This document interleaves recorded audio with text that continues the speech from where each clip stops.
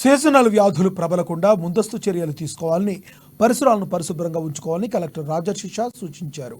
ఆదిలాబాద్ పట్టణంలోని మహాలక్ష్మివాడ, చిల్కూరి లక్ష్మీనగర్ కాలనీలో ఆయన విస్తృతంగా పర్యటించారు. ఫ్రైడే డ్రైడే కార్యక్రమంలో DMHO Narender Rathod, municipal commissioner Kamar అహ్మద్తో కలిసి అవగాహన ర్యాలీ చేపట్టారు. కొండలు, కొబ్బరి చిప్పలు, వాటర్ ట్యాంకులు, ఎయిర్ కూలర్లు, పాత టైర్లలో నీరు నిల్వ ఉండకుండా చూసుకోవాలన్నారు. వర్షాకాలంలో నిలిచిపోయిన నీటితో దోమలు వృద్ధి చెందుతాయని, తద్వారా వ్యాధులు ప్రబలడానికి అవకాశం ఉందన్నారు. రోగాల బారిన పడకుండా ఉండేందుకు పరిసరాలను పరిశుభ్రంగా ఉంచుకోవాల్సిన అవసరం ఉందని తెలిపారు.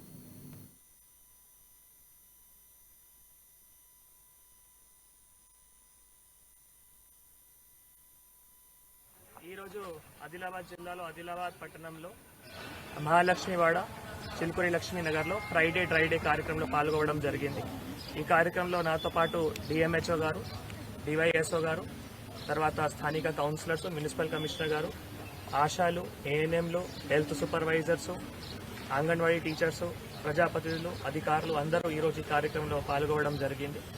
సో ఈరోజు ఈ కార్యక్రమంలో భాగంగా ఇక్కడ ఒక ర్యాలీ కూడా తీసి మళ్ళీ ఎక్కడైనా అక్కడ ఇంట్లో కూడా పరిశీలన చేసి వారు మంచి నీళ్లు కానీ లేదు అనవసరమైన అది నీళ్లు ఎక్కడ స్టోర్ చేస్తున్నారో అవి స్టోర్ చేయకుండా వారికి ఒక అవగాహన కూడా చేయడం జరిగింది. ఎందుకంటే ఆ నీరు మనం ఈ వర్షం నీళ్లు కావచ్చు, లేదు కూలర్లో ఉన్న పాత నీళ్లు కావచ్చు, లేదు టైర్లో ఉన్న పాత నీళ్లు కావచ్చు, ఇలానే చిన్న ఎక్కడైనా డబ్బాలో కూడా వర్షం నీళ్ళు స్టోర్ చేస్తే అక్కడ ఈ దోమలు పుట్టిన ఏవైతే గుడ్లు ఉంటాయో దాంట్లో పెరిగితే మళ్ళీ ఆ దోమలు కూడా పెరగడానికి అవకాశం ఉంటాయి.